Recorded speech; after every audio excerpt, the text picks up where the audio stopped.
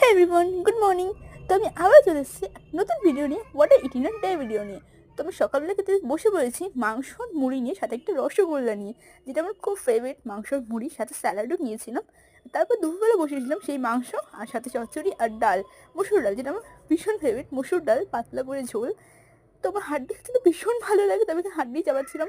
তারপর দুপুরে বসে পড়েছিলাম, কিছু মাখা খেতে ইচ্ছে করছে, টক টক। এদিকে আমার শসা, টমেটো, আঙুর, তারপর তেঁতুল এগুলো নিয়ে মেখেছিলাম। ভীষণ টেস্টি হয়েছে। ঝালও হইতো, যেন ঝালে যেটা আমি এরকম বেশি একটু খেতে পারিনি, মানে পুরোটা খেতে পারিনি। তো তার জন্য মা আমাকে অনেক তাওয়া দিয়েছিল। তারপর রৌদ্র ছিল এসেছিলাম বাইরে খেতে খেতে। তারপর সন্ধ্যাবেলা দেখে মা পাস্তা বানিয়েছিল। তো পাস্তাটা খুবই টেস্টি হয়েছিল, খুবই স্পাইসি হয়েছিল। আর স্যুপও বানিয়েছিল সাথে, স্যুপটা ভীষণ টেস্টি হয়েছিল। তো পাস্তাটা এত ঝাল হয়েছিল যে আমি লাস্টে স্যুপ দিয়ে খেতে হয়েছিল। তারপর লাস্টে ঝালের জন্য আমাকে কমলা লেবু খেতে হয়েছিল। তারপর বোন আমাকে একটা পিনাট চিকেন এনে দিয়েছিল, সেটা আমি খেয়েছিলাম রাত্রে।